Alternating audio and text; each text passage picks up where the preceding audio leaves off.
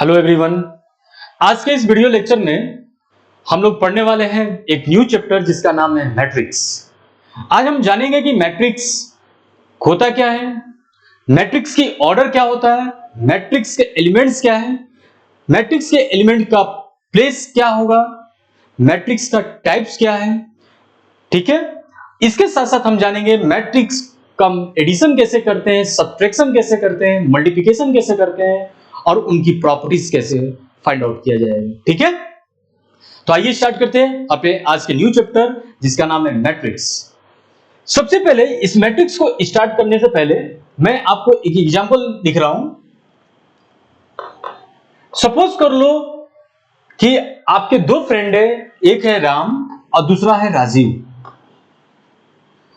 ये दोनों फ्रेंड आज मार्केट गए कुछ अपने किताबों को, पेनों को खरीदने के लिए। ठीक है, राम सोचता है, ये जाता है मार्केट में तो ये पेन और किताब को खरीदता है, बुक्स को खरीदता है।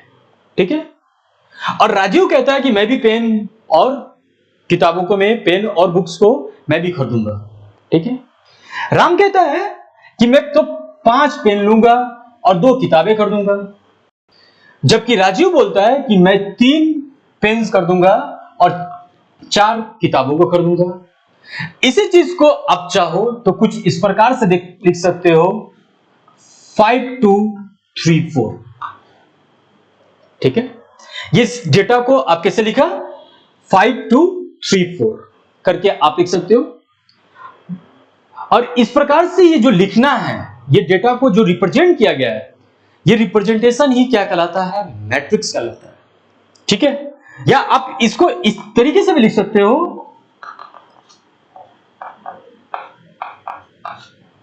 तो ये जो रिप्रेजेंटेशन आप देख रहे हो बोर्ड पे, यही हमारा कहलाता है क्या, मैट्रिक्स। तो आइए बच्चे, अब हम आपको बताने जा रहे हैं कि मैट्रिक्स है क्या। तो इसका डिफिनेशन कुछ इस प्रकार से बनाया गया है कि मैट्रिक्स एक रेक्टेंगुलर एरे होता है। मैट्रिक्स क्या है बच्चों, एक रेक्टेंगुलर एरे है। किसका, ऑफ नंबर्स, नंबर का, और फंक्शन या फंक्शन का। यहां पे 5 2 3 4 की जगह पे फंक्शन भी हो सकता है। लाइक जैसे सपोज कर लो आपके पास यह x sin x 1 cos x। ठीक है, इस 1 की जगह पे x स्क्वायर कर लेते हैं। तो आप देख सकते हो कि ये जो मैट्रिक्स बी लिखा गया है, ये किसका कैसा है, इसके एलिमेंट, तो इसके अंदर जो भी है वो क्या है, आपके फंक्शन है। तो इसलिए बताया जा रहा है बच्चे डिफिनेशन में कि मैट्रिक्स एक रेक्टेंगुलर एरे होता है ऑफ नंबर्स, नंबर का, और कॉम्प्लेक्स नंबर और फंक्शन का। ठीक है, कुछ एलिमेंट्स आर रिटेन, इसके अंदर जो भी आपको दिखाई दे रहा है इसको मैट्रिक्स का एलिमेंट्स बोलते हैं, जिसको हम जस्ट बताने वाले हैं अभी थोड़ी देर में। Whose elements are written in horizontal and vertical lines, जिसके एलिमेंट को कैसे लिखते हो, हॉरिजॉन्टल लाइन में और वर्टिकल लाइंस में लिखते हो। ठीक है, और इस हॉरिजॉन्टल लाइन को क्या बोलते हैं बच्चे, इस हॉरिजॉन्टल लाइन को रो बोलते हैं। क्या बोलते हैं, रो बोलते हैं। और ये जो वर्टिकल लाइंस देख रहे हो आप इस मैट्रिक्स का, इस वर्टिकल लाइंस को क्या बोलते हैं, कॉलम बोलते हैं। This is called column. ठीक है, तो एक बार मैं फिर से रिपीट करूंगा कि मैट्रिक्स क्या है। आप इस बात को बहुत ही बारीकी को समझने का कोशिश करें कि मैट्रिक्स एक रेक्टेंगुलर एरे होता है ऑफ नंबर्स, नंबर का, और कॉम्प्लेक्स नंबर का, और फंक्शन का, which elements are written in horizontal and vertical lines. That horizontal lines are called rows and the vertical lines are called columns of the matrix. I hope कि बच्चे आपकी इसकी definition समझ में आ गई है।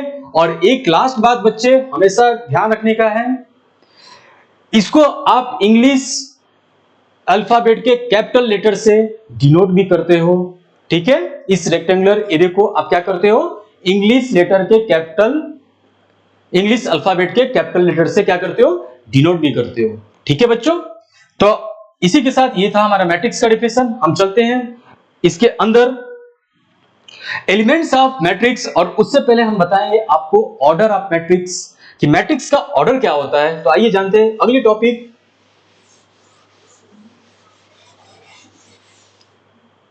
नेक्स्ट है ऑर्डर ऑफ मैट्रिक्स। किसी मैट्रिक्स का ऑर्डर ये क्या होता है बच्चे, आइए समझते। तो ये कुछ नहीं है, इसका डिफिनेशन कुछ इस प्रकार से बनाया गया है कि द नंबर ऑफ रोज, आपको करना क्या है, the number of rose and the number of columns of the matrix is called order of matrix. मतलब समझ में नहीं आ रहा है सर, किसी मैट्रिक्स का जो नंबर ऑफ रो होता है, किसी मैट्रिक्स का जो नंबर ऑफ रो होता है और उसका नंबर ऑफ कॉलम्स है, किसी मैट्रिक्स में जितने उसके रो प्रेजेंट होंगे, जितने कॉलम प्रेजेंट होंगे, वो हमारा मैट्रिक्स का ऑर्डर बनेगा और उसको रिप्रेजेंट करते हैं m/n से।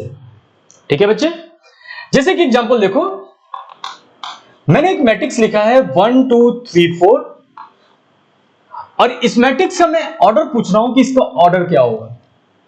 तो बच्चे आप देख सकते हो इस मैट्रिक्स में दो रो है, एक ये रो है, एक ये रो है, दो रो है, दो हॉरिजॉन्टल लाइन है जिसको रो बोलते हैं। तो इसका जो ऑर्डर बनेगा ये बनेगा 2 बाई, और इस मैट्रिक्स में कितने कॉलम है, तो 2 कॉलम है, तो इस प्रकार से इसका ऑर्डर बन गया 2/2। समझ में आ रहा है बच्चों। चलते हैं दूसरे एग्जांपल की तरफ, 1 2 3 4 5 6, और यदि मैं आपसे पूछूं कि इसका ऑर्डर क्या होगा, तो आइए बच्चे इसके नंबर ऑफ रोज और नंबर ऑफ कॉलम को काउंट करते हैं, देखते हैं इसका नंबर ऑफ रोज और नंबर ऑफ कॉलम्स कितने हैं। आप देख सकते हो इस मैट्रिक्स का एक ये और एक ये, 2 रो है, और इसका जो कॉलम है आप देख पा रहे होगे कि 3 कॉलम है, 1 2 3। जो भी वर्टिकल लाइंस होंगे वो हमारा मैट्रिक्स का कॉलम कहलाता है, इसलिए इसका ऑर्डर क्या बन गया बच्चे, 2/3 का मैट्रिक्स है ये हमारा। ठीक है, और इसका ऑर्डर बन गया 2/3। आई होप कि बच्चे आपको मेरा बात समझ में आ रहा है। चलते हैं तीसरे एग्जांपल की तरफ, 1 2 3 4 या 1 2 4 लिखा है और इसका आपसे पूछ रहा है कि बताओ इसका ऑर्डर क्या होगा। ठीक है ना, तो आइए इसका काउंट करते हैं, इसका नंबर ऑफ रो। आप देख सकते हो हॉरिजॉन्टल लाइन कितने हैं, एक ये हॉरिजॉन्टल लाइन है, 1 2 और ये 3। तो बच्चे इसका ऑर्डर जो बनेगा 3 बाई, और एक ही वर्टिकल लाइन में लिखा हुआ है, एक ही वर्टिकल लाइन से, इसलिए इसका ऑर्डर है 3/1। आई होप कि बच्चे आपको यह बात समझ में आ रहा है।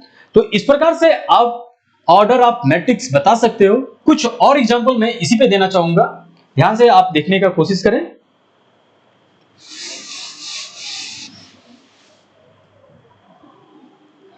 मान लेते हैं अगला जो मैट्रिक्स लिखा है b इक्वल्स टू 1 2 3 4 5 6 7 8, और आपसे पूछ रहा है कि बताओ इसका ऑर्डर क्या होगा, इसका ऑर्डर क्या होगा।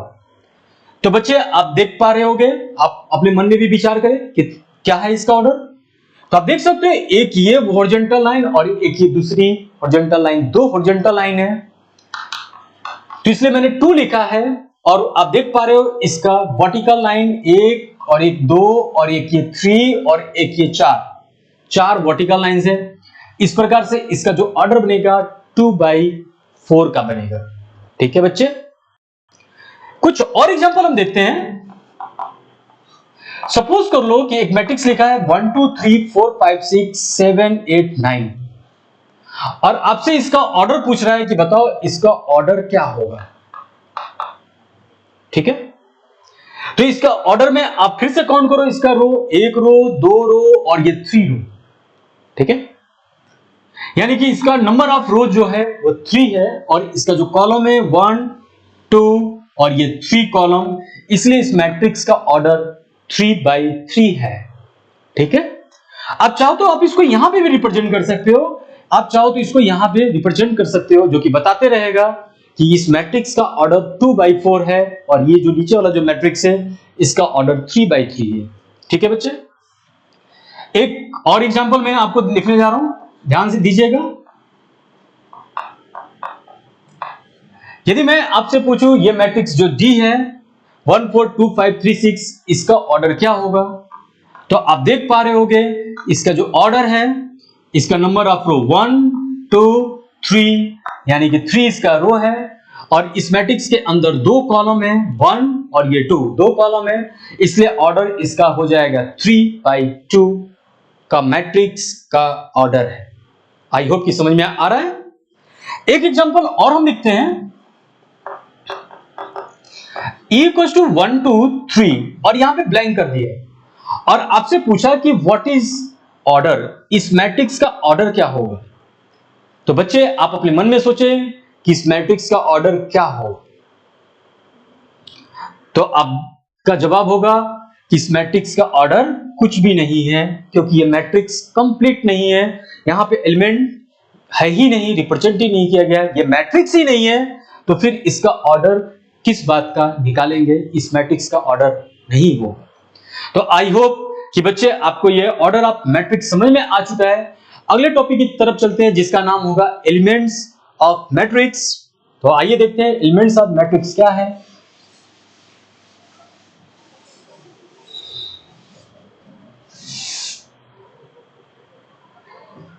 नेक्स्ट आपको हम बताने जा रहे हैं एलिमेंट्स ऑफ मैट्रिक्स। मैट्रिक्स का एलिमेंट्स ये क्या होता है? तो बच्चों मैट्रिक्स के अंदर जितने भी डेटा रखा हुआ है, ऑब्जेक्ट रखा हुआ है, जो भी नंबर्स रखा हुआ है, फंक्शन रखा हुआ है या कॉम्प्लेक्स रखा हुआ है, वो सारे के सारे मैट्रिक्स का एलिमेंट कहलाते हैं। ठीक है, जैसे आप देख पा रहे हो, let A equals to Aij be any matrix, कोई एक मैट्रिक्स है of m by n order. कितने ऑर्डर का? m by n ऑर्डर का। तो इसके अंदर जो ये Aij है ना बच्चों, ये इस मैट्रिक्स का क्या कहलाएगा? एलिमेंट कहलाएगा। और ये I बताना चाहता है और ये J कुछ बताना चाहता है। इस I का मतलब होता है ith रो। कौन सा रो बच्चों?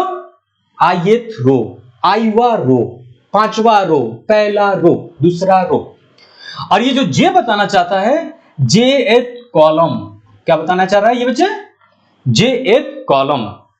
तो किसी मैट्रिक्स का यदि मैं एलिमेंट की बात करूं तो उस एलिमेंट में आपको यह देखना होगा कि उस मैट्रिक्स का जो एलिमेंट है कौन से रो पे है और कौन से कॉलम पे है। जैसे एक एग्जांपल से आपको मैं क्लियर कर रहा हूं। सपोज को एक मैट्रिक्स लिखा है 1 2 3 4 5 6 7 8 9। तो सबसे पहले इस मैट्रिक्स का ऑर्डर डिसाइड होगा कि ये 3/3 का मैट्रिक्स है। ठीक है बच्चों, यदि कोई आपसे पूछे कि ये जो 1 है, ये मैट्रिक्स का कौन सा प्लेस पे आता है, तो ये जो 1 है, ये 1 मैट्रिक्स का पहले रो पे, अब देख पा रहे होगे ये पहले रो पे है और ये पहले कॉलम पे भी है। तो इस प्रकार से इसकी जो वैल्यू होगा A11 होगा। इसी प्रकार से यदि मैं आपका 2 की बात करूं कि इस 2 का प्लेस बताओ, तो आप इसको लिखोगे A और ये फर्स्ट रो और सेकंड कॉलम में आता है, इसलिए इसका नाम है A12, जो कि इसकी वैल्यू 2 हो जाएगी। ठीक है बच्चों, यदि मैं इस 3 की बात करूं कि इस 3 का प्लेस क्या है, तो आप बताओगे A13 है। क्यों? क्योंकि ये फर्स्ट रो है और ये थर्ड कॉलम में आता है, इसलिए इसकी वैल्यू A13 हो जाएगा। इसी प्रकार से आप चाहो तो हर एक एलिमेंट का आप प्लेस बता सकते हो। यदि मैं आपसे पूछूं इस 4 का प्लेस क्या है, तो आप जवाब दोगे ये सेकेंड रो में आ रहा है और ये फर्स्ट कॉलम में आ रहा है। तो सेकेंड रो का फर्स्ट कॉलम A21 जिसकी वैल्यू है 4। इसी प्रकार से यदि मैं इस 5 का प्लेस पूछूं कि इस 5 का प्लेस क्या होगा, तो ये सेकेंड रो का सेकेंड कॉलम है A22 जिसकी वैल्यू 5 है। ठीक है बच्चों, इसी प्रकार से ये 6 का प्लेस क्या आएगा बच्चे? A23 सेकेंड रो का थर्ड कॉलम 23 जिसकी वैल्यू 6 है। ठीक है, यदि मैं आपसे पूछूं ये 7 का, ये 8 का और ये 9 का, तीनों का प्लेस वैल्यू क्या है? तो आप देख सकते हो ये जो 7 है फर्स्ट रो में आ रहा है, ठीक है, फर्स्ट रो में आ रहा है, विचार करिए, जी नहीं, ये फर्स्ट कॉलम में आ रहा है और इसका जो रो होगा 3, थर्ड रो का फर्स्ट कॉलम का एलिमेंट है 7। आपको पहचानो 8, इस 8 का पोजीशन क्या है? तो आप देख सकते हो ये थर्ड रो का सेकेंड कॉलम का ये एलिमेंट है और इसी प्रकार से इस 9 का एलिमेंट का नाम हो जाएगा A33 जिसकी वैल्यू है 9। तो आई होप कि बच्चे आप मैट्रिक्स के एलिमेंट का प्लेस बता सकते हो कि उस मैट्रिक्स का एलिमेंट का प्लेस क्या हो, ठीक है। चलते हैं एक एग्जांपल की तरफ जो कि और भी ज्यादा आपको ये क्लियर कर गया। आप चाहो तो इसे नोट कर लो।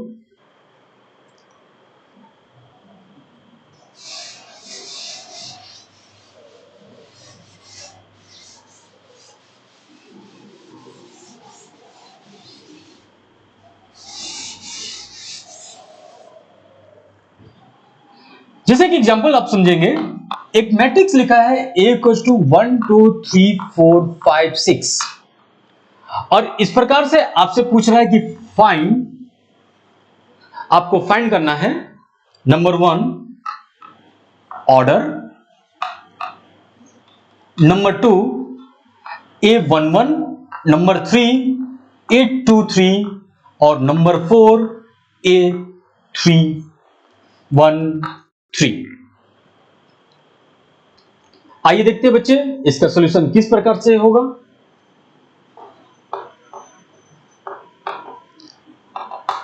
आप चाहो तो एक बार इसको आप अटेम्प्ट कर पाओगे तो कर सकते हो तो करो।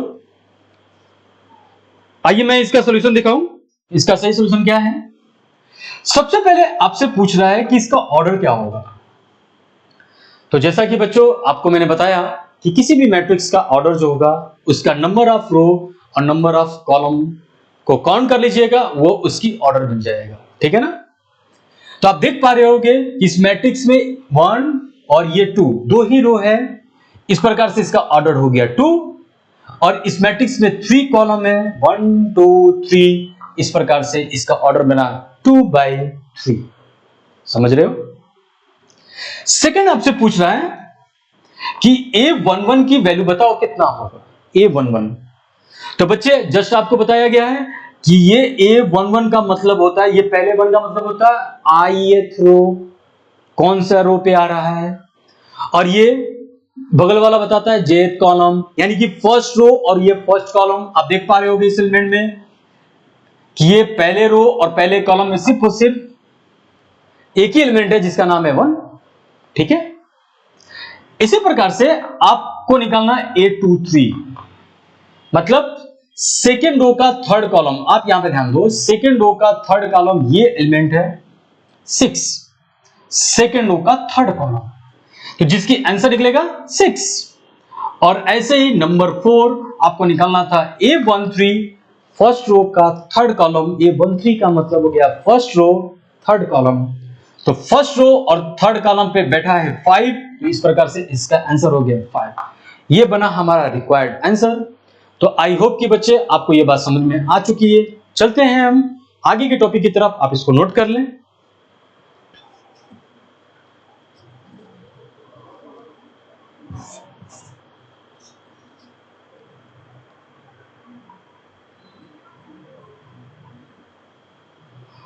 अब बच्चे हम आपको बताने जा रहे हैं टाइप्स ऑफ मैट्रिक्स, मैट्रिक्स की कुछ इंपॉर्टेंट टाइप्स जिसको जानना बहुत ही आवश्यक है। कितने प्रकार के मैट्रिक्स, कौन कौन से टाइप्स के मैट्रिक्स आते हैं, तो आइए समझते हैं मैट्रिक्स का टाइप्स।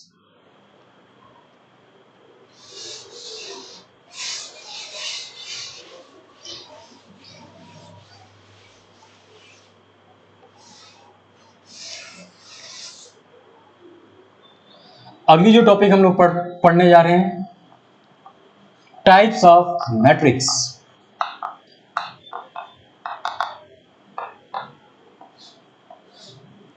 मैट्रिक्स के टाइप्स, कौन कौन से मैट्रिक्स हैं, क्या क्या उनके डिफिनेशन हैं, हर एक चीज को हम लोग समझने का कोशिश करेंगे। सबसे पहले मैं आपको बताने जा रहा हूं जिसका नाम है स्क्वायर मैट्रिक्स।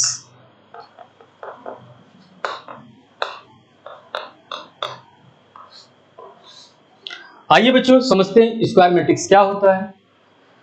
तो बच्चों जैसा कि आपको बताया गया है कि स्क्वायर जो मैट्रिक्स है उस मैट्रिक्स को कहेंगे जिसके नंबर ऑफ रो और नंबर ऑफ कॉलम इक्वल हो जाते हैं। The matrix is called square matrix if m equal to n हो जाए, मतलब number of row is equal to number of column मिल जाए। जैसे कि एग्जांपल देखो, आप एक मैट्रिक्स लिखा है 1 2 -1 0, ठीक है।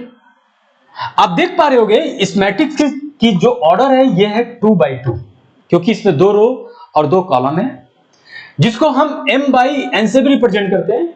और यहां पे सिंस आप देख पा रहे होगे कि m इक्वल टू क्या है, n है।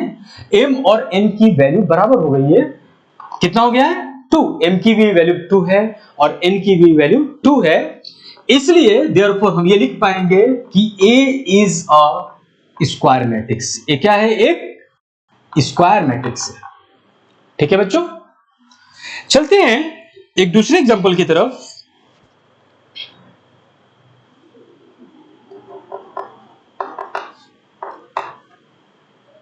क्या ये सिर्फ और सिर्फ 1 लिखा गया है, क्या यह एक स्क्वायर मैट्रिक्स है? तो आइए ये डिसाइड करेगा इसका ऑर्डर।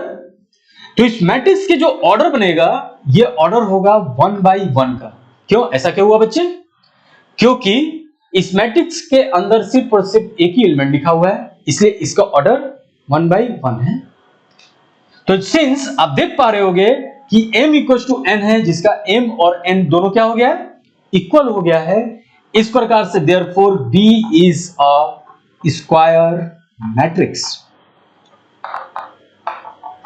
तो कहने का मेरा मतलब सिर्फ और सिर्फ यही था कि जिस मैट्रिक्स का नंबर ऑफ रो और नंबर ऑफ कॉलम इक्वल हो जाता है वो मैट्रिक्स हमारा स्क्वायर मैट्रिक्स के नाम से जाना जाता है। चलते हैं हम नेक्स्ट टॉपिक की तरफ।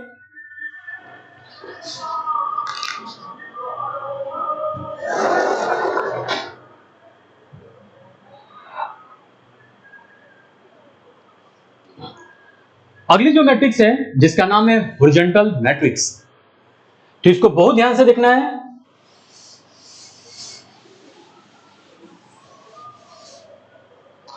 हॉरिजॉन्टल मैट्रिक्स सेकंड आपको हम बता रहे हैं, हॉरिजॉन्टल मैट्रिक्स।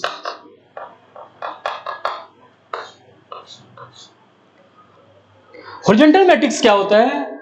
एक ऐसा मैट्रिक्स जिसका number of row number of column से कम होता है। जब कोई किसी मैट्रिक्स का m जो होगा n से कम हो जाएगा तो इस मैट्रिक्स को हॉरिजॉन्टल मैट्रिक्स कहते हैं, ठीक है बच्चों। जैसे कि एग्जांपल आप समझोगे, a इक्वल टू लिखा है 1 2 3 4 5 6। क्या ये एक हमारा हॉरिजॉन्टल मैट्रिक्स है या नहीं है? तो आइए देखते हैं इसके ऑर्डर से। तो आप देख पा रहे होगे कि इस मैट्रिक्स का जो ऑर्डर है ये है 2 by 3। क्यों? क्योंकि इसमें 2 रो है और ये हमारे पास 3 कॉलम है। तो इस प्रकार से इस मैट्रिक्स का जो ऑर्डर बना 2 by 3 बना, ठीक है बच्चों। तो सिंस आप देख पा रहे हो कि यहां पे m जो है, since 2 is the less then 3 है, मतलब m जो है n से छोटा है। m क्या है बच्चे? n से छोटा है। Number of row is the less than number of column है, देयरफॉर लिखेंगे a is a what, horizontal matrix. एक a जो बन जाएगा एक हॉरिजॉन्टल मैट्रिक्स बन जाएगा। आई होप कि बच्चे आपको यह हॉरिजॉन्टल मैट्रिक्स समझ में आ रही है। एक दूसरे एग्जांपल लेके चलते हैं, b इक्वल टू 1 2 3 4, और आपसे पूछा जाए क्या ये एक हॉरिजॉन्टल मैट्रिक्स का एग्जांपल है? तो फिर से देखो, इसका नंबर ऑफ रो 1 है और नंबर ऑफ कॉलम 4 है, क्योंकि 1 4 से छोटा है। इस प्रकार से यह एक हॉरिजॉन्टल मैट्रिक्स का एग्जांपल दिया गया है। कुछ और एग्जांपल सी लेके चलते हैं, 2 3 4 5। क्या यह एक हमारा हॉरिजॉन्टल मैट्रिक्स है? तो बच्चे बिल्कुल भी नहीं, यहां पे नंबर ऑफ रो और नंबर ऑफ कॉलम बराबर हो गया है और ये हमारा हॉरिजॉन्टल मैट्रिक्स नहीं होगा, ये एक स्क्वायर मैट्रिक्स है जिसका नंबर ऑफ रो और नंबर ऑफ कॉलम इक्वल हो। ठीक है ना? तो कहने का मेरा सिर्फ और सिर्फ यही मतलब रहा कि हॉरिजॉन्टल मैट्रिक्स में नंबर ऑफ रो जो होगा नंबर ऑफ कॉलम से कम होगा, उसी को हम बोलेंगे हॉरिजॉन्टल मैट्रिक्स। चलिए अगले जो मैट्रिक्स की तरफ बता रहे हैं जिसका नाम है वर्टिकल मैट्रिक्स, ठीक इसका उल्टा आपको बताया जाएगा वर्टिकल मैट्रिक्स। और वर्टिकल मैट्रिक्स का एग्जांपल मैं आपको बताने जा रहा हूं। इसके एग्जांपल बताने से पहले आप इसको समझने का प्रयास करें। जिस मैट्रिक्स का number of row is greater than number of columns हो उसको बोलते हैं वर्टिकल मैट्रिक्स। कहने का मेरा मतलब बस ये है कि जिस मैट्रिक्स का m जो हो n से बड़ा हो जाए इसको कहा जाता है क्या? Vertical matrix. आइए समझते हैं कुछ एग्जांपल से।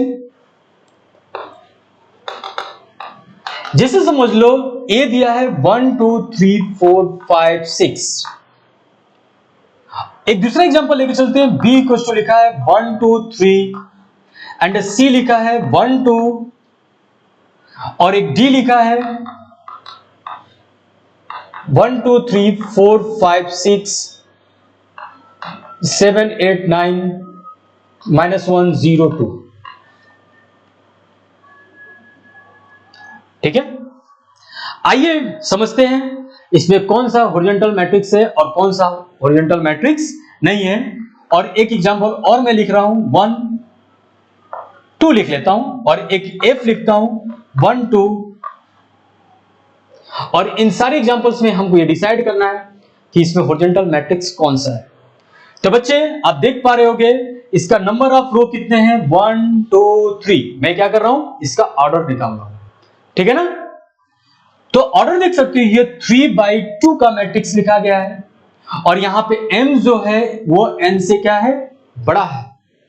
Number of row is greater than number of column है। मैं स्मॉल m को नंबर ऑफ रो से रिप्रेजेंट कर रहा हूं और n को नंबर ऑफ कॉलम से रिप्रेजेंट कर रहा हूं। ठीक है ना? अब देख पा रहे हो कि m is greater then n है। सो यहां पे आप लिखिए a is a vertical matrix। एक कैसा मैट्रिक्स है बच्चे? एक वर्टिकल मैट्रिक्स है। चलते हैं इसके बारे में कि क्या ये वर्टिकल मैट्रिक्स है। तो आप देख पा रहे होगे कि इसका नंबर ऑफ रो 1 2 3 और इसका कॉलम सिर्फ और सिर्फ 1 है। फिर से यहां पे 3 इज ग्रेटर देन 1 आया। इस प्रकार से ये भी क्या हो जाएगा? एक वर्टिकल मैट्रिक्स का एग्जांपल हो जाएगा। यानी कि B is a vertical matrix. B क्या है बच्चे? एक वर्टिकल मैट्रिक्स का एग्जांपल है। ठीक है, तीसरे केस में आप समझते हैं इसका नंबर ऑफ रो 2 है और कॉलम सिर्फ और सिर्फ 1 है। इस प्रकार से ये भी क्या हो जाएगा? एक वर्टिकल मैट्रिक्स का एग्जांपल हो जाएगा। आइए देखते हैं D की तरफ, क्या D हमारा एक वर्टिकल मैट्रिक्स है या नहीं है। तो इसका ऑर्डर क्या होगा बच्चे? 1 2 3 4। यानी इसका नंबर ऑफ रो जो है 4 है और इसका नंबर ऑफ जो कॉलम है 1 2 और ये हो गया 3। फिर से देख पा रहे हो कि 4 जो है 3 से बड़ा है, number of row number of column से ज्यादा है। इस प्रकार से ये भी हमारा एक वर्टिकल मैट्रिक्स का एग्जांपल है। ठीक है, आइए समझते हैं इसका क्या होगा। तो आप देख पा रहे हो कि इसका ऑर्डर 1 by 1 है और यहां पे ऑर्डर जब 1 by 1 हो गया तो इस प्रकार ये हमारा वर्टिकल मैट्रिक्स नहीं होगा। क्यों बच्चे? क्योंकि इसका नंबर ऑफ रो और नंबर ऑफ कॉलम दोनों के दोनों इक्वल हो चुका है और यह एक एग्जांपल स्क्वायर मैट्रिक्स का है। ठीक है, चलते हैं इसके बारे में सोचने कि क्या ये F हमारा वर्टिकल मैट्रिक्स है या नहीं है। तो आप देख पा रहे होगे कि इसका एक रो है और 2 कॉलम है, जो कि m जो है n से छोटा हो गया है और ये भी हमारा वर्टिकल मैट्रिक्स का एग्जांपल नहीं है ये कौन सा मैट्रिक्स है बच्चे? जी हां, यह एक हॉरिजॉन्टल मैट्रिक्स का एग्जांपल है। तो इस प्रकार से आपने इस टॉपिक में समझा कि वर्टिकल मैट्रिक्स किसको कहते हैं। एक ऐसा मैट्रिक्स जिसका नंबर ऑफ रो जो हो नंबर ऑफ कॉलम से ज्यादा हो, वो मैट्रिक्स वर्टिकल मैट्रिक्स कहलाते हैं। चलते हैं हम अपने नेक्स्ट मैट्रिक्स की तरफ, टाइप की तरफ, जिसका नाम होगा रो मैट्रिक्स। आप इसे नोट कर लें।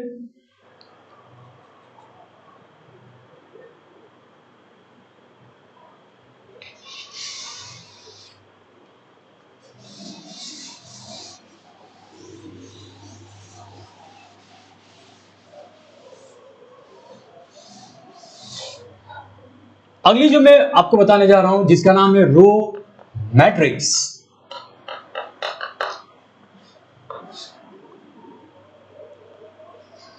तो बच्चे समझते हैं रो मैट्रिक्स क्या है।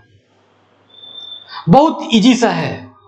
एक ऐसा मैट्रिक्स, वो कोई भी मैट्रिक्स हो, एक ऐसा मैट्रिक्स जिसका नंबर ऑफ रो जो हो m जो हो वो इक्वल टू 1 होता है। एक ऐसा मैट्रिक्स जिसका नंबर ऑफ रो कितना है, वो 1 होता है, उसको बोलते हैं रो मैट्रिक्स। समझ रहे हो? इसके कॉलम से कोई लेना देना नहीं है, कॉलम कितना भी हो चलेगा, सिर्फ और सिर्फ इसका नंबर ऑफ रो देखना है। ठीक है? जैसे कि एग्जांपल देखिए आप, एक मैट्रिक्स में लिख रहा हूं 1 2 3, और यदि मैं आपसे पूछूं क्या यह एक रो मैट्रिक्स है, मेरा सवाल है क्या यह एक हमारा रो मैट्रिक्स है, तो आप बोलोगे यस सर, क्योंकि इसका नंबर ऑफ रो जो है वो एक ही है, 1 है। तो एक ऐसा मैट्रिक्स जिसका नंबर ऑफ रो सिर्फ और सिर्फ 1 पाया जाता हो, उसको बोलते हैं हम रो मैट्रिक्स। कुछ और एग्जांपल देख सकते हो। क्या यह हमारा रो मैट्रिक्स है? तो यस स्टूडेंट, यह भी एक रो मैट्रिक्स है, क्योंकि आप देख पा रहे हो कि इसका जो नंबर ऑफ रो जो है सिर्फ और सिर्फ 1 है। तीसरा एग्जांपल लेके चलते हैं 1 2 3 4। क्या यह हमारा एक रो मैट्रिक्स है? तो आप देख पा रहे हो कि इसका ऑर्डर है 1/4 और इसका जो नंबर ऑफ रो लिखा गया है सिर्फ और सिर्फ 1 है, एक ही रो है इस मैट्रिक्स के अंदर, ये हमारा एक रो मैट्रिक्स बनेगा। ठीक है? एक एग्जांपल डी लेके चलते हैं 1 2 3 4 5 6। क्या यह एक हमारा रो मैट्रिक्स है?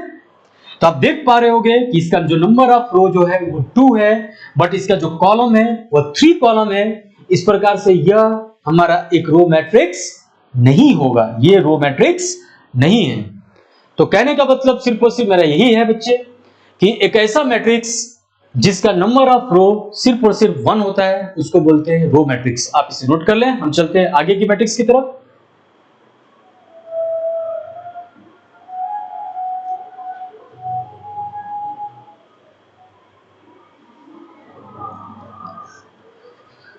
नेक्स्ट हम आपको बता रहे हैं टाइप्स में, जिसका नाम है vertical matrix, sorry column matrix.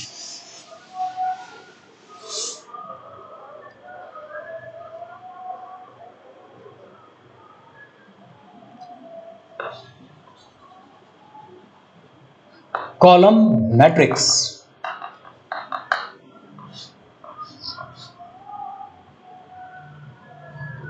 तो इसका डिफिनेशन कुछ इस प्रकार से बनाया गया कि एक ऐसा मैट्रिक्स जिसका नंबर ऑफ कॉलम जो हो वो 1 हो। जिस मैट्रिक्स का कॉलम जो है वो सिर्फ और सिर्फ 1 पाया जाता है, उसको बोलते हैं कॉलम मैट्रिक्स। ठीक है?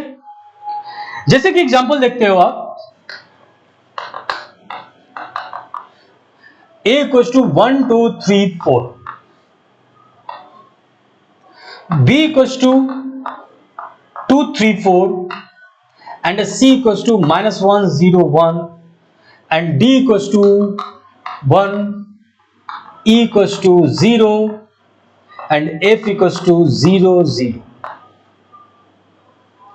आइए डिसाइड करते हैं बच्चे कि ये सारे एग्जांपल्स में कॉलम मैट्रिक्स कौन कौन सा है। ठीक है? तो इसका ऑर्डर क्या होगा, पहले सबसे पहले हम इसका डिसाइड करते हैं। ऑर्डर इसका 4/1 होगा, जिन मैट्रिक्स का नंबर ऑफ कॉलम 1 होता है उसको बोलते हैं कॉलम मैट्रिक्स। तो आप देख पा रहे होंगे कि इसका सिर्फ और सिर्फ एक ही कॉलम है, इस प्रकार से ये जो मैट्रिक्स बनेगा एक कॉलम मैट्रिक्स बनेगा, ठीक है ना। सेकंड में देखो 3/1 इसका ऑर्डर है, तो फिर से आप देख पा रहे हो कि इसका जो कॉलम है सिर्फ और सिर्फ 1 है, इसलिए यह भी एक कॉलम मैट्रिक्स का एग्जांपल है। थर्ड में देखिए अगेन ये 3/1 का मैट्रिक्स है और इसका भी हमारे पास कॉलम 1 होगा, है ना। तो ये तीनों के तीनों जो एग्जांपल बन गए कॉलम मैट्रिक्स के एग्जांपल हो गए। आइए समझते हैं डी के बारे में। 1/1 क्या यह एक हमारा कॉलम मैट्रिक्स है? तो यस स्टूडेंट, यह एक कॉलम मैट्रिक्स है। इसके साथ साथ यह एक स्क्वायर मैट्रिक्स भी है क्योंकि नंबर ऑफ रो और नंबर ऑफ कॉलम इक्वल है, ठीक है। चलते हैं इस जीरो की तरफ। क्या यह कॉलम मैट्रिक्स है? तो इसका भी ऑर्डर 1/1 है और यहां पे नंबर ऑफ कॉलम n = 1 दिया गया है और यहां पे लास्ट इसका जो ऑर्डर होगा ये होगा 2 रो और 1 कॉलम। और आप देख पा रहे होंगे कि इसका भी कॉलम सिर्फ और सिर्फ 1 है, इस प्रकार से यह एक कॉलम मैट्रिक्स बना। तो बच्चे आई होप कि आपको कॉलम मैट्रिक्स समझ में आ गया है। एक ऐसा मैट्रिक्स जिसका नंबर ऑफ कॉलम 1 होता है उसको कॉलम मैट्रिक्स बोलते हैं। आप इसे चाहे तो नोट कर लें।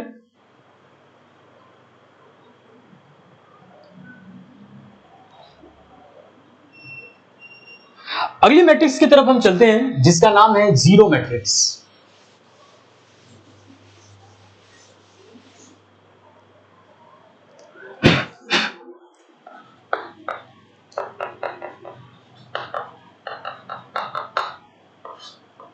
जीरो और जीरो मैट्रिक्स बहुत एक इंपॉर्टेंट मैट्रिक्स है।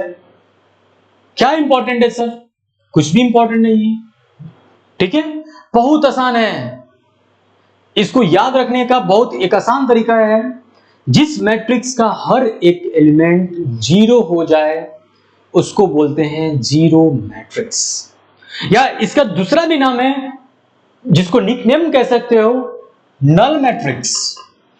इसका दूसरा नाम क्या है बच्चों? Null matrix. तो या तो आप इसको जीरो मैट्रिक्स कहो या तो इसको आप नल मैट्रिक्स कहो। एक ऐसा मैट्रिक्स जिसका हर एक एलिमेंट क्या बन जाए? जीरो बन जाए, उसको बोलते हैं नल मैट्रिक्स या जीरो मैट्रिक्स। और इसको हमेशा प्राय जीरो से रिप्रेजेंट करते हैं, ओ से रिप्रेजेंट करते हैं।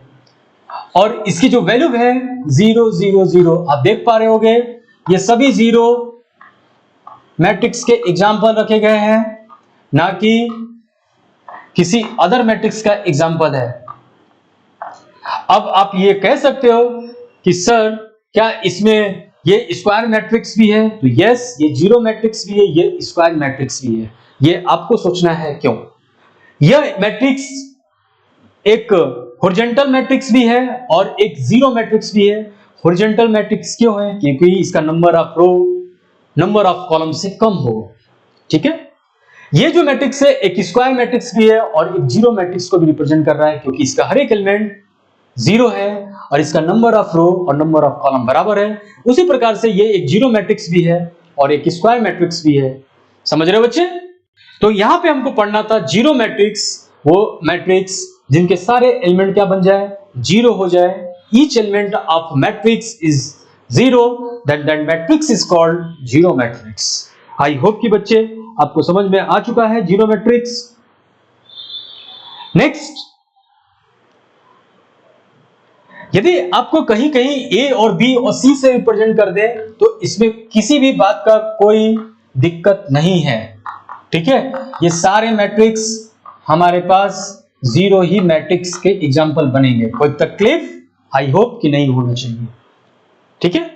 हर मैट्रिक्स की ऑर्डर अलग है, हर एक एलिमेंट जीरो होना चाहिए, वो मैट्रिक्स बनेगा जीरो मैट्रिक्स। नेक्स्ट हम बढ़ने जा रहे हैं जिसका नाम होगा डायगोनल ऑफ मैट्रिक्स। मैट्रिक्स का डायगोनल,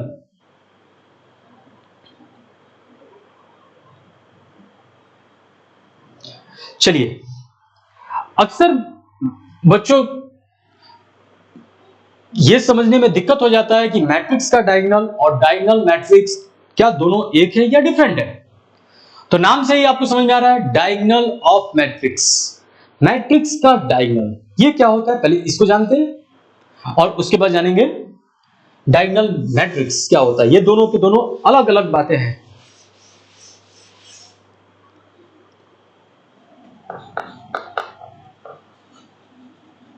मैं लिख रहा हूं, ध्यान से आप देखोगे, डायगोनल ऑफ मैट्रिक्स। यहां पे लिखा गया है मैट्रिक्स का डायगोनल, ठीक है। और इसके बाद मैं आपको बताऊंगा डायगोनल मैट्रिक्स, ठीक है। जैसे कि एग्जांपल आप देखो,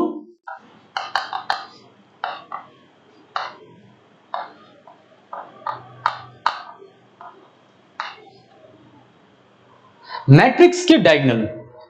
तो यहां पे मैट्रिक्स में सिर्फ और सिर्फ एक डायगोनल का जिक्र किया गया है और ये होगा कुछ इस प्रकार से, आप ध्यान दीजिएगा।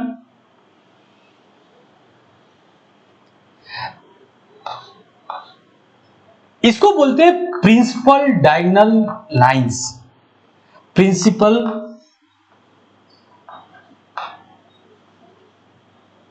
डायगोनल लाइन,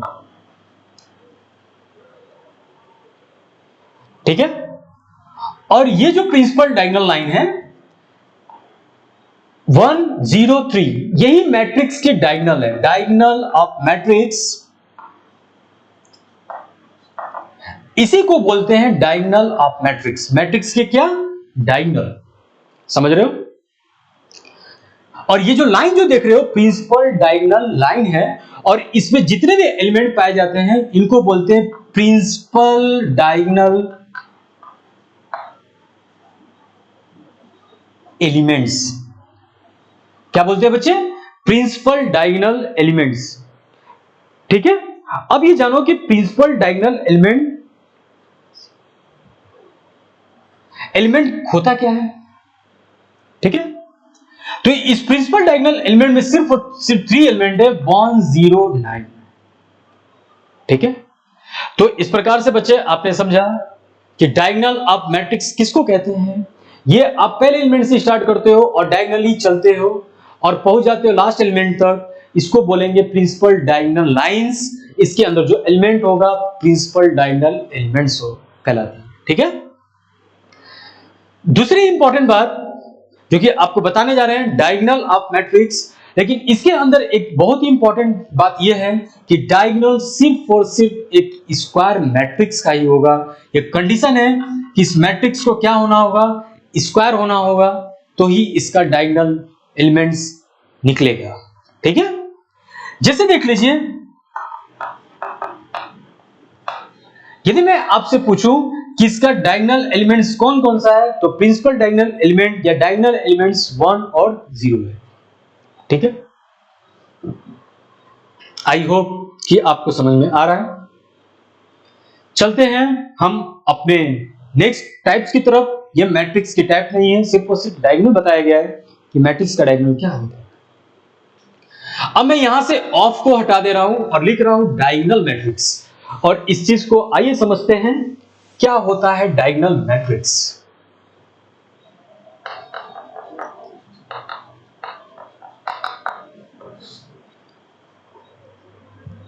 तो बहुत आसान है बच्चे, इसका डिफिनेशन के लिए सबसे पहले आपके दिमाग में होना चाहिए कि यह मैट्रिक्स एक स्क्वायर मैट्रिक्स होगा, ठीक है। यानी कि एक ऐसा स्क्वायर मैट्रिक्स जिसके डायगोनल एलिमेंट्स को छोड़कर all elements are 0, that matrix is called diagonal matrix. एक ऐसा स्क्वायर मैट्रिक्स जिसके डायगोनल एलिमेंट को आप छोड़ दीजिएगा, बाकी के सारे एलिमेंट को आप देखना, यदि वो सारे एलिमेंट 0 हैं तो वो मैट्रिक्स कहलाएगा डायगोनल मैट्रिक्स, ठीक है ना। जैसे कि एग्जांपल से आप क्लियर करेंगे हम आपको।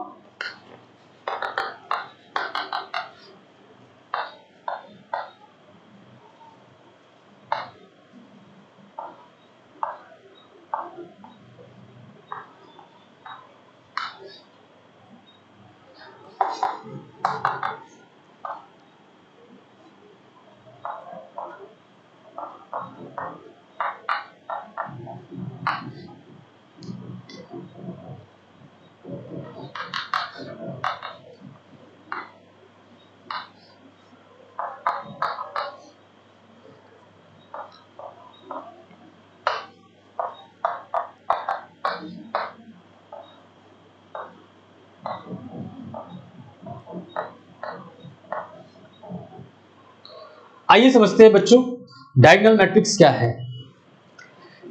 सबसे पहले जो एग्जांपल ए लिखा है 1 0 0 0 2 0 0 0 0, आपको मैंने बोला कि डायगोनल मैट्रिक्स उस मैट्रिक्स को बोलेंगे जिसके डायगोनल एलिमेंट को छोड़ देना और बाकी के सारे एलिमेंट यदि जीरो है तो मैट्रिक्स कहलाएगा डायगोनल मैट्रिक्स।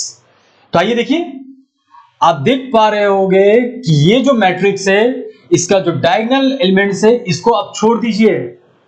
अब बाकी के सारे एलिमेंट आप देख पा रहे होंगे कि जीरो लिखा है, ये सारे एलिमेंट क्या है? जीरो है, इसलिए यह मैट्रिक्स ए जो है एक डायगोनल मैट्रिक्स का काम कर रहा है।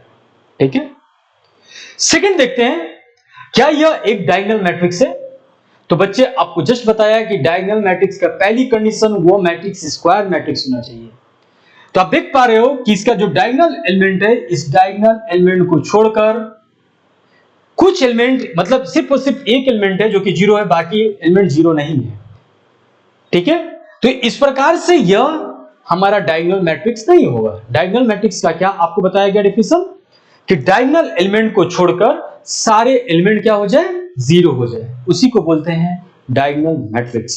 ठीक है, आइए देखते हैं यहां पे ये भी एक स्क्वायर मैट्रिक्स है और इसके डायगोनल को आप छोड़ दीजिए और आप देख पा रहे होंगे कि यहां पे लिखा है 2 0 और यहां पे लिखा है 0, यहां पे लिखा है 2 और ये लिखा है 0, जो कि यह एक हमारा डायगोनल मैट्रिक्स नहीं होगा। इसको डायगोनल होने के लिए, डायगोनल मैट्रिक्स होने के लिए इस 2 को भी 0 होना पड़ता। ठीक है, बट ये एक हमारा डायगोनल मैट्रिक्स नहीं है। चलते हैं हम अगले एग्जांपल की तरफ। क्या यह एक हमारा डायगोनल मैट्रिक्स है? तो आप देख पा रहे हो कि इस डायगोनल एलिमेंट को छोड़कर, जैसा कि आपको जस्ट बताया कि डायगोनल एलिमेंट कुछ भी हो, चाहे वो 0 हो, चाहे वो कुछ भी हो, 1 2 3 कुछ भी लिखा गया है, उससे कोई हमको लेना देना नहीं है। हमको डायगोनल को छोड़ देना है, बाकी सारे एलिमेंट हमको 0 दिखेगा, तुरंत से टिक करेंगे कि वो एक डायगोनल मैट्रिक्स है। ठीक है ना। अगले एग्जांपल में देख सकते हो, ये भी एक हमारा डायगोनल मैट्रिक्स ही बना रहा है, क्योंकि डायगोनल एलिमेंट को छोड़कर सारे एलिमेंट 0 है। तो इस प्रकार से हम बोलेंगे एक ऐसा स्क्वायर मैट्रिक्स जिसके डायगोनल एलिमेंट को छोड़कर बाकी सारे एलिमेंट 0 हो जाते हैं, उसको बोलते हैं डायगोनल मैट्रिक्स। और एक बहुत इंपॉर्टेंट स्टार जो अपने दिमाग में नोट करने का है कि 0 मैट्रिक्स डायगोनल मैट्रिक्स हो सकता है, होता नहीं है बच्चे, हो सकता है। आप देख पा रहे हो यह एक 0 मैट्रिक्स है और ये डायगोनल मैट्रिक्स भी बनाया है।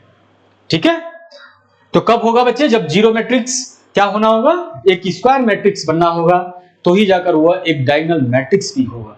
ठीक है ना। इसी चीज को हम इस प्रकार से, यदि आपको लिखा हो कहीं डायग 1 2 3, तो इसका मतलब यह समझ लेना कि इस मैट्रिक्स का जो ऑर्डर है वह है 3/3 और इस डायग 1 2 3 का मतलब हो जाता है प्यारे बच्चों A equals to 1 0 0 0 2 0 0 0 3 और यहां पे सिर्फ और सिर्फ डायगोनल एलिमेंट को शो किया गया है 1 2 3 और यदि इसका ऑर्डर 3/3 दिया गया है तो ये तुरंत से ये मैट्रिक्स इस प्रकार से डायगोनल मैट्रिक्स बना देंगे। तो डायगोनल मैट्रिक्स को एक लिखने का आपके पास मेथड भी बन गया, देख सकते हो। यदि डायग 1 2 3 है तो इसको एक डायगोनल मैट्रिक्स की तरह भी रिप्रेजेंट करते हैं। ठीक है, आई होप कि आपको डायगोनल मैट्रिक्स समझ में आया है। चलते हैं हम अपने नेक्स्ट मैट्रिक्स की तरफ।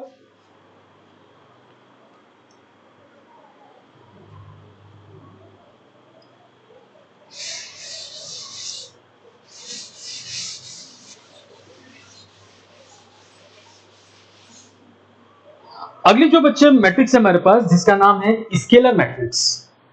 आइए समझते हैं स्केलर मैट्रिक्स क्या होता है।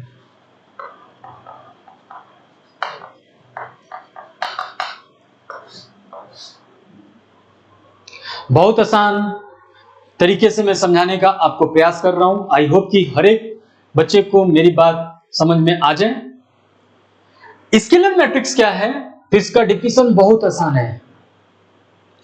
एक ऐसा स्क्वायर मैट्रिक्स जिसके डायगोनल एलिमेंट सेम हो, बाकी का नॉन डायगोनल एलिमेंट्स 0 हो। ठीक है, 1 सेकेंड में सुनिएगा ध्यान से। एक ऐसा स्क्वायर मैट्रिक्स जिसका डायगोनल एलिमेंट्स क्या हो, सेम हो। सेम का मतलब इक्वल हो, बाकी के जितने भी एलिमेंट्स हो वो एलिमेंट्स, सारे एलिमेंट्स जीरो, वो मैट्रिक्स कहलाता है स्केलर मैट्रिक्स। ठीक है ना। जैसे कि एग्जांपल से आप क्लियर करते हैं हम।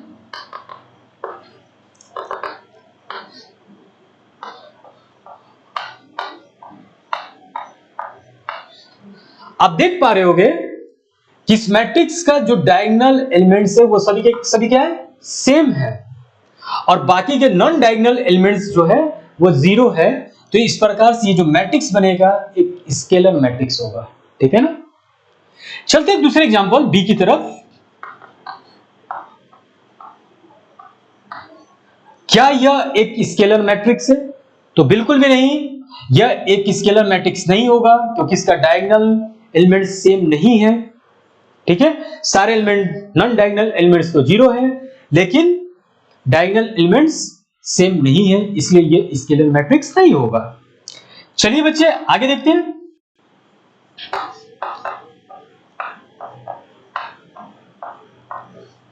क्या यह मैट्रिक्स सी डायगोनल मैट्रिक्स है? तो जी हां बच्चों, यह भी एक डायगोनल मैट्रिक्स भी है और यह एक स्केलर मैट्रिक्स भी है। मैंने आपसे पूछा क्या यह एक स्केलर मैट्रिक्स है, तो आप कहते हो यस सर, क्योंकि हर एक एलिमेंट सेम है और बाकी एलिमेंट्स क्या है, जीरो है।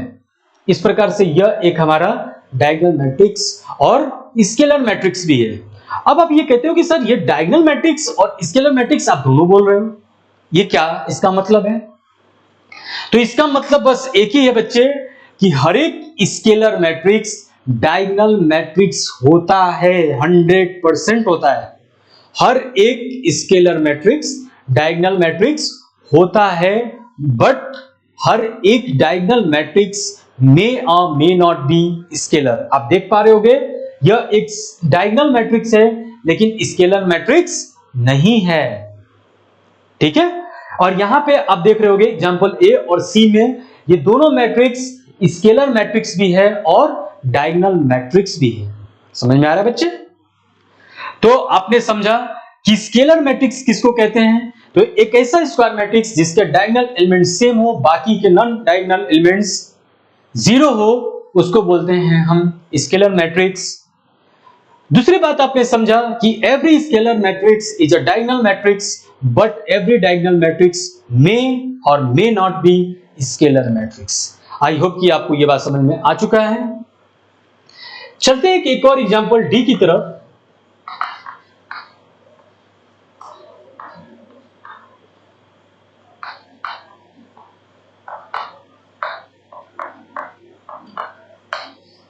ये एक हमारा 4x4 का मैट्रिक्स है और आपको यह डिसाइड करना है क्या यह मैट्रिक्स डायगोनल मैट्रिक्स होगा, क्या यह मैट्रिक्स स्केलर मैट्रिक्स होगा। तो आप जरूर से इसको डिसाइड करिएगा। चलते हैं हम अपने नेक्स्ट टॉपिक की तरफ।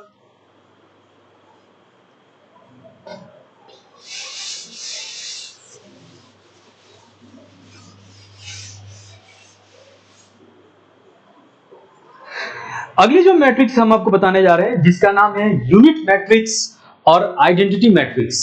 बहुत इंपॉर्टेंट, यूनिट मैट्रिक्स और आइडेंटिटी मैट्रिक्स।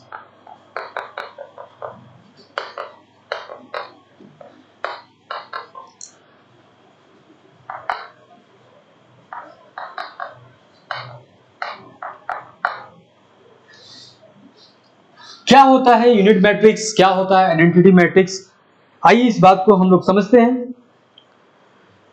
यूनिट मैट्रिक्स एक ऐसे स्क्वायर मैट्रिक्स को कहेंगे जिसके डायगोनल एलिमेंट्स सेम होने के साथ साथ वन हो। मतलब एक ऐसा स्क्वायर मैट्रिक्स जिसका डायगोनल एलिमेंट्स वन हो, बाकी का सारा एलिमेंट जीरो हो, उसको बोलते हैं हम यूनिट मैट्रिक्स या आइडेंटिटी मैट्रिक्स। ठीक है, जैसे कि एग्जांपल से आप क्लियर करते हो। सपोज करो ए लिखा है 1001, तो आप देख पा रहे होगे कि इसका जो डायगोनल एलिमेंट्स है वो 11 है अब बाकी का नॉन डायगोनल एलिमेंट्स क्या है, 0 है, इसलिए ये जो मैट्रिक्स बनेगा एक यूनिट मैट्रिक्स होगा। ठीक है बच्चों, कुछ और एग्जांपल लेके चलते हैं।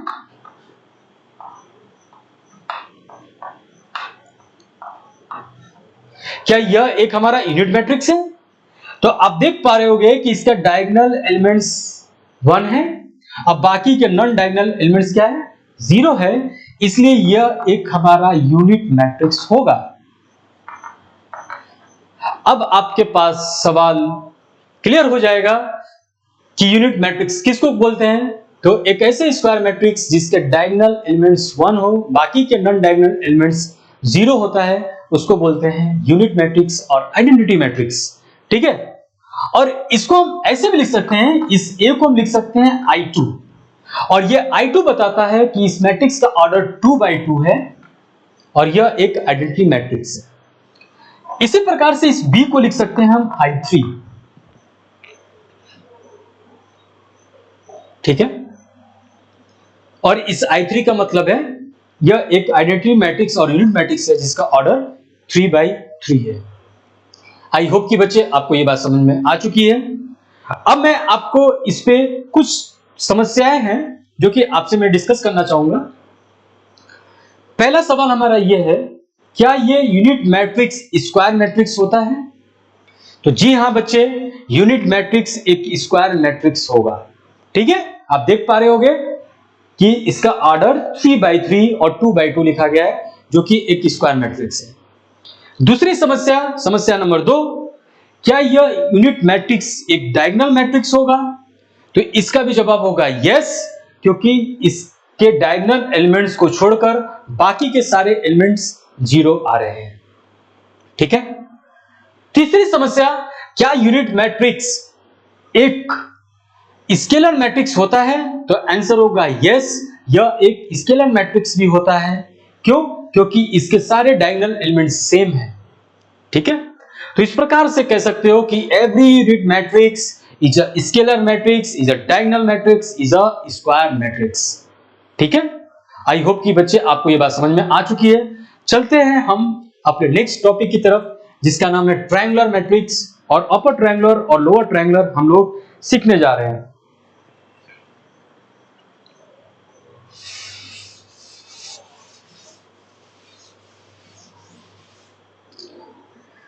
नेक्स्ट आपको हम बताने जा रहे हैं जिसका नाम है ट्रायंगुलर मैट्रिक्स। आइए समझते हैं कि ट्रायंगुलर मैट्रिक्स क्या होता है। ट्रायंगुलर मैट्रिक्स 2 टाइप्स के होते हैं। पहले का नाम है lower triangular matrix, lower triangular matrix, और जो दूसरा जो टाइप्स है जिसका नाम है अपर ट्रायंगुलर मैट्रिक्स। आइए बारी बारी से इन दोनों को एग्जाम्पल के थ्रू आपको मैं समझा रहा हूं, समझने का आप कोशिश करेंगे।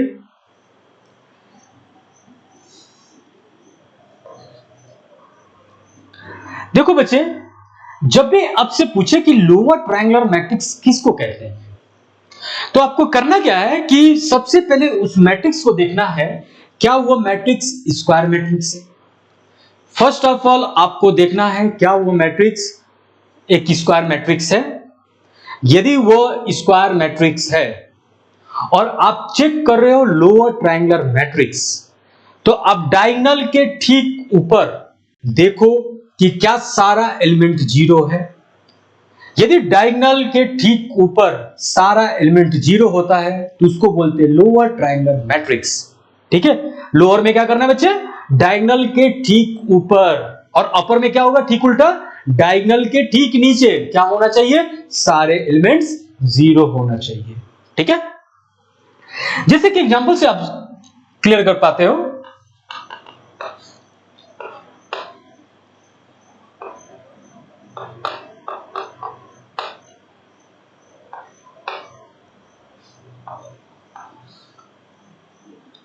यह एक हमारा लोअर ट्रायंगुलर मैट्रिक्स का एग्जांपल है। आप देख पा रहे होगे कि इसका डायगोनल के ठीक नीचे, डायगोनल लाइन के ठीक नीचे नहीं, लोअर में कहां देखना है, डायगोनल लाइन के ऊपर। ठीक है बच्चे, एक स्क्वायर मैट्रिक्स जिसके डायगोनल लाइन के ऊपर यदि सारे एलिमेंट जीरो पाए जाते हैं तो इसको बोलते हैं क्या है, लोअर ट्रायंगुलर मैट्रिक्स, LTM, इसको शॉर्ट में हम बोल सकते हैं। ठीक है, कुछ और एग्जांपल हम लेके चलते हैं।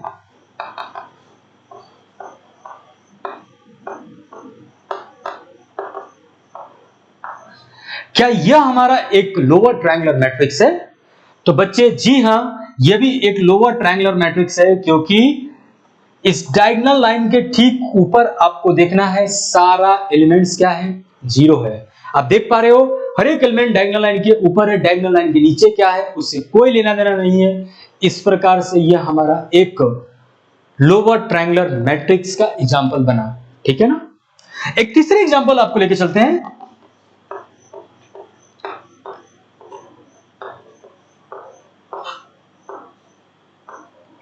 क्या यह हमारा एक लोअर ट्रायंगुलर मैट्रिक्स है? तो जी हां बच्चे, आप इस डायगोनल लाइन को छोड़ दीजिएगा और इसके ऊपर देखिए सारा एलिमेंट आपके पास 0 0 0 दिख रहा है। इस प्रकार से यह भी एक हमारा लोअर ट्रायंगुलर मैट्रिक्स का एग्जांपल है। आई होप कि बच्चे आपको समझ में आ रहा है। ठीक इसका हम उल्टा हम चलेंगे और देखेंगे अपर ट्रायंगुलर मैट्रिक्स किसको कहते हैं। तो आइए देखते हैं एक एग्जांपल से क्या होगा डेफिनेशन। एक ऐसा स्क्वायर मैट्रिक्स जिसके डायगोनल लाइन के नीचे सारा एलिमेंट क्या दिखे, जीरो दिखे। The square matrix all the elements are zero below the diagonal is called upper triangular matrix. जैसे कि एग्जांपल से आपको क्लियर हो,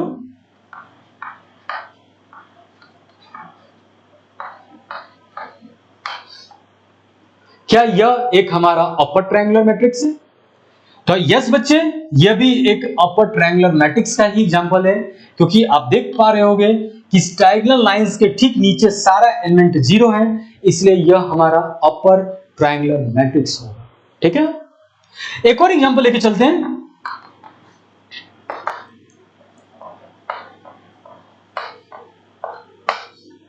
क्या यह हमारा अपर ट्रायंगुलर मैट्रिक्स है?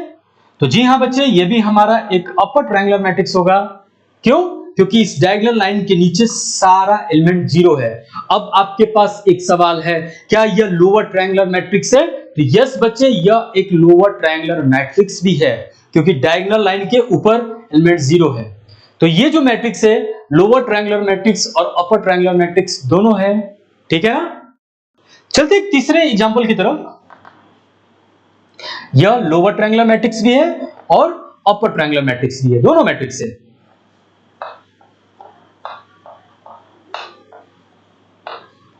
क्या यह हमारा एक लोअर ट्रायंगुलर मैट्रिक्स है? तो आप कहोगे यस सर, डायगोनल के ऊपर देखा सारा एलिमेंट जीरो है। क्या ये हमारा एक अपर ट्रायंगुलर मैट्रिक्स है? तो आप कहोगे यस सर, क्योंकि इस डायगोनल लाइन के नीचे सारा एलिमेंट्स जीरो है। तो ये भी फिर से हमारा दोनों के दोनों बन जाएंगे, ये लोअर भी है और अपर भी है ट्रायंगुलर मैट्रिक्स। आई होप कि बच्चे आपको लोअर ट्रायंगुलर मैट्रिक्स और अपर ट्रायंगुलर मैट्रिक्स समझ में आया है। आगे की तरफ हम बढ़ते हैं अपने नेक्स्ट टॉपिक की तरफ, जिसका नाम है sum of matrix, addition of matrix. ठीक है, तो नेक्स्ट वीडियो में हम आपको बताएंगे एडिशन ऑफ मैट्रिक्स क्या होगा। तब तक के लिए मिलते हैं next video. Bye bye, take care.